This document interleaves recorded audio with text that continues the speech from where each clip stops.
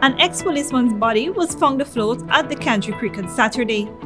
Officers of a private security agency apprehended a Timehri man with an unregistered gun. GWI is launching a number of programs aimed at increasing water service delivery.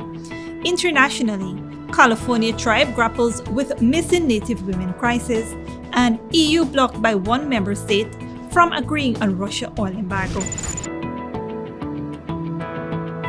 Greetings and welcome to another edition of Channel 2 Headline News Update. I am Baby Bacchus. Thank you for joining us.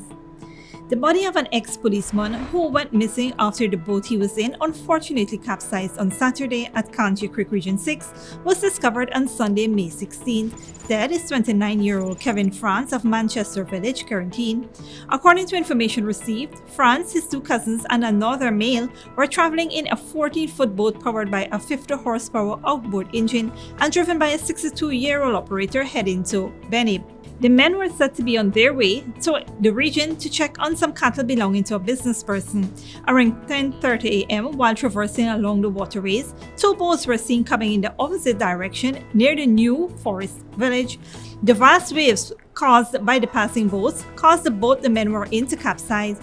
The captain and the three men were able to swim ashore. However, they soon realized that France was missing. A search was conducted for France, but he was not found. However, on Sunday, one day after the incident occurred, the body was discovered. The body is at a funeral home awaiting a post-mortem examination. An investigation is being conducted into the matter. After being led to a location by a loud bang, a private security team apprehended a man with an unregistered gun, as the source explains. A 30-year-old man from Timehri, East Bank, is in police custody after being apprehended with a .32 pistol at Crowell Street on May 14, 2022. Reports are that around 2 a.m., three private security agents from Blackwater Tactical Security Firm were doing residential check and stopped to purchase food on Light Street between Robb and Regent Streets and heard several loud explosions coming from Regent Street. The security ranks observed a male of African descent, dressed in a black and white jersey carrying a yellow haversack running south along Light Street. They gave chase on foot behind the male running towards a silver Toyota Spacio PVV 8934, parked at the corner of South Road and Light Street. The male occupant of the parked car fled as security ranks approached. Two security officers went after the individual with the haversack as he raced south on Loiser Road.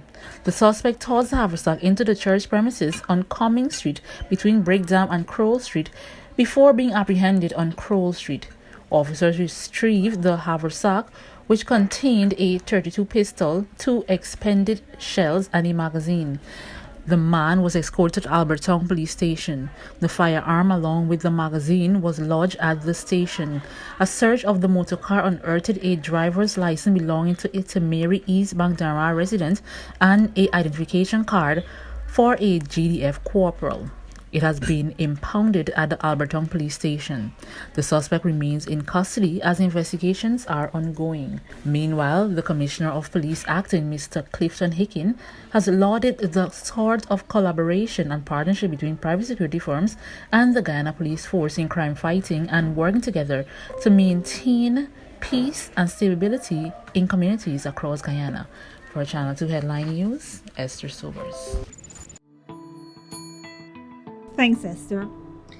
18 young professionals from the mining town of Linden, Region 10 will soon be moving into their new homes, having finalized the documentation process for the units. On Friday, the Chief Executive Officer of the Central Housing and Planning Authority, Sharon Graves, and staff of the Land Allocation Department facilitated the exercise at the Regional Housing Office, Linden. A number of the young professionals, including doctors, teachers, police officers, and other public servants, were given a walkthrough of the homes allotted to them in Amelia's ward. The beneficiaries will officially receive the keys to their homes in the coming week as construction wraps up. However, Graves said that 22 more homes would be ready for handing over in the coming weeks. He added that simultaneously, preparatory works have commenced, ensuring that the necessary amenities such as medical facilities and schools are available in the housing scheme. The sum of $400 million is being invested in those works. In January of 2021, President Dr. Mohamed Irfan Ali outlined a massive development plan for Linden, inclusive of 1,000 home projects. This project will see housing units being constructed to cater for young professionals of all income brackets. Following this announcement, the Ministry of Housing and Water, through the Central Housing and Planning Authority, met with several young professionals who indicated their interest in these homes. The first phase of the project saw the construction of 40 two-bedroom, one-toilet and bath elevated units. Already preparations have started in the form of land clearing and infrastructural development for the second phase of the government's 1,000 home project for Region 10. Stick around after the break. GWI is launching a number of programs aimed at increasing water service delivery, and Home Affairs Ministry dedicates new multi-million-dollar police stations. But before that, here's the bridge retraction schedule sponsored by Antique and Modern Concrete Molding Establishments.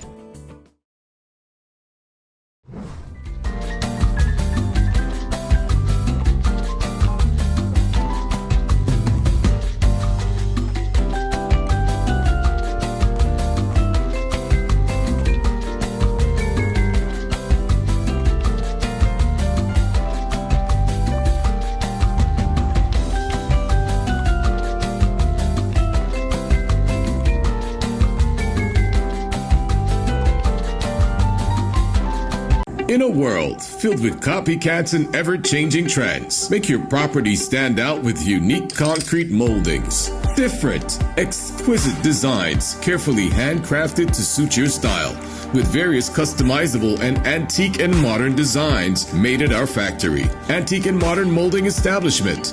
We make your property outstanding. We make and install all moldings anywhere in Guyana. The best quality, affordable prices, on-the-spot quotes, and no hidden fees. Call us or WhatsApp us at 684-5050 or email us at modernestab@gmail.com. Antique and Modern Molding Establishment, made to stand out. At John Lewis Styles, we carry only first quality men's and women's clothing, footwear, and accessories. As authorized dealers, our items come directly from the manufacturing brands and are available in all sizes and colors. What we sell was never on display in another store. It's time you know the truth about what you buy. Come visit us on Waterloo Street. John Lewis Styles. Simply different.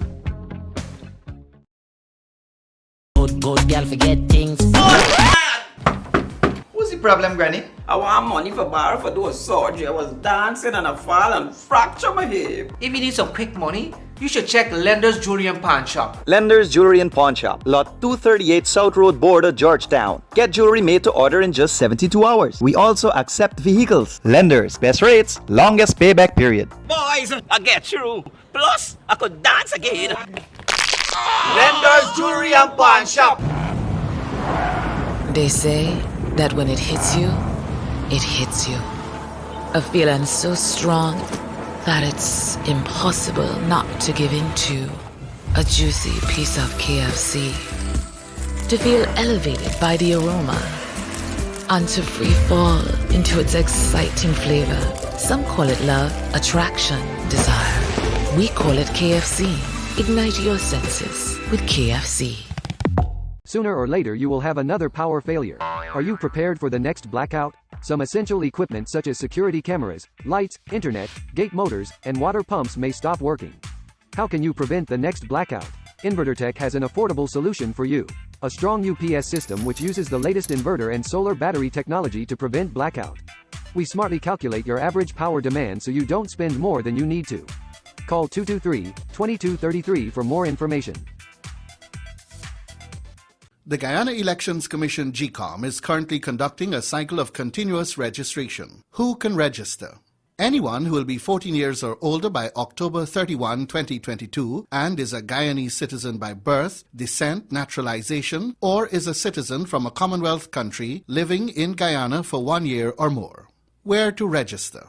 Visit the registration office responsible for your area of residence to apply for registration. See Sunday Press for the locations of the registration offices. Registration offices are open from Monday to Friday, 8 to 18 hours, Saturdays and Sundays from 10 to 14 hours. The offices will be closed on holidays. This registration exercise will end on Sunday, May 29, 2022. For further information, contact GCOM on hotline numbers 225-5868, 225-5808, or visit the GCOM website at www.gcom.org.gy.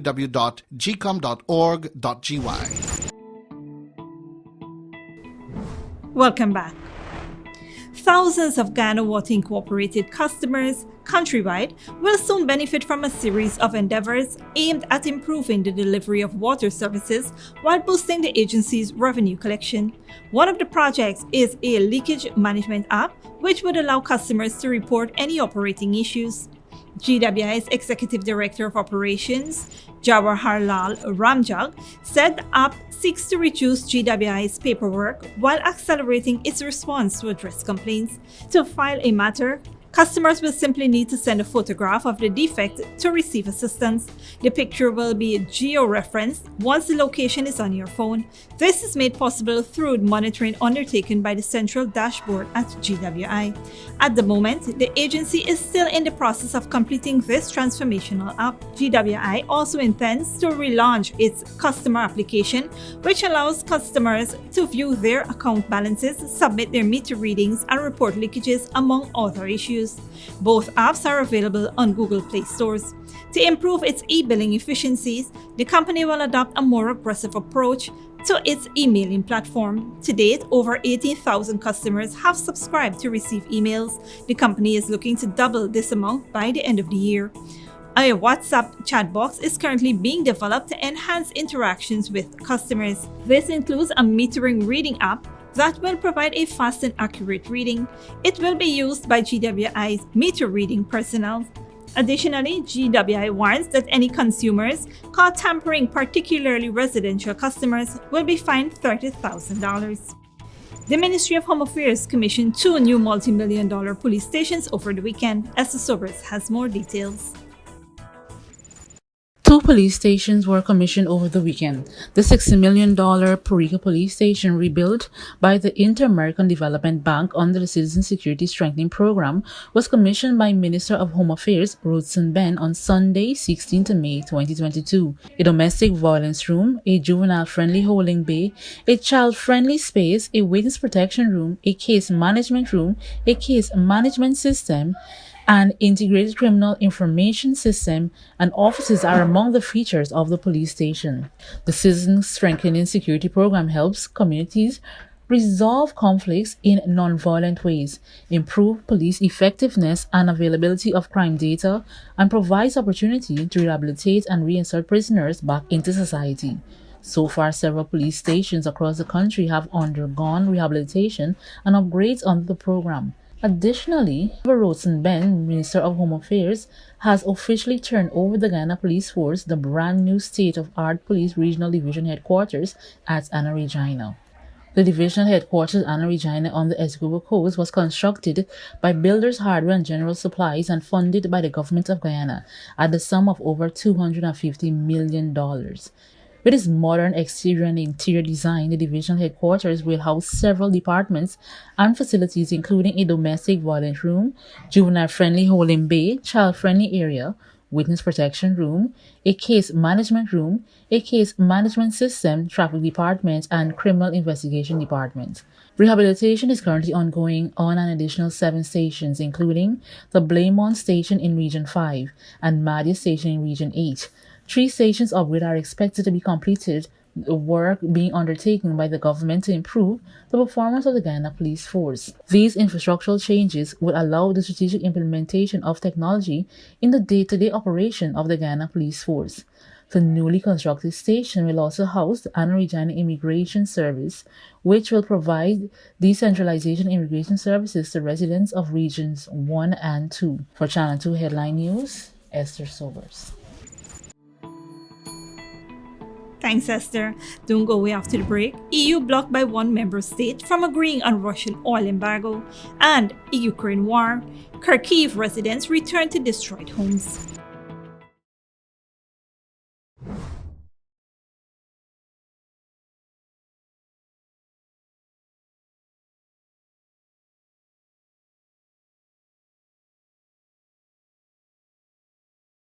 The Guyana Elections Commission GCOM is currently conducting a cycle of continuous registration. Anyone who will be 14 years or older by October 31, 2022 and is a Guyanese citizen by birth, descent, naturalization, or is a citizen from a Commonwealth country living in Guyana for 1 year or more. It is your civic duty and legal responsibility to apply for registration if you are eligible. When you do, you would be issued a national ID card and be listed to vote at future elections if you meet other eligibility criteria.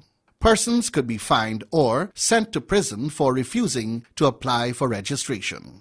Registration will end on May 29, 2022. For further information, please contact GCOM on hotline numbers 225-5868, 225-5808, or visit the GCOM website at www.gcom.org.gy. Furnishing your home or office has never been easier. Here at Kissoon's, our inventory of locally made and imported furniture, offered at amazing prices, will leave you wanting more. From vinyl, floor rugs and carpets, bedroom, dining and living room sets, mattresses, pillows, office desk, chairs and filing cabinets, outdoor benches and tables. We have a piece of furniture for every room imaginable in your home or office. Check out our flagship store at Industrial Site Rijnveld or one of our branches in New Amsterdam, Port Morant, Riverton and Camp Street. Kissoon's Furniture, furnishing homes for over 50 years. The Guyana Elections Commission GCOM is currently conducting a cycle of continuous registration. Who can register? Anyone who will be 14 years or older by October 31, 2022 and is a Guyanese citizen by birth, descent, naturalization, or is a citizen from a Commonwealth country living in Guyana for 1 year or more. Eligible persons can apply for new registration if you were never registered, name change if you have changed your name since you were registered, correction if registration information is incorrect, and transfer if you have changed your address since you were registered. See Sunday Press for more details. This registration exercise will end on Sunday, May 29, 2022. For further information, contact GCOM on hotline numbers 225-5868, 225-5808, or visit the GCOM website at www.gcom.org.gy. Sooner or later you will have another power failure. Are you prepared for the next blackout? Some essential equipment such as security cameras, lights, internet, gate motors, and water pumps may stop working. How can you prevent the next blackout? InverterTech has an affordable solution for you.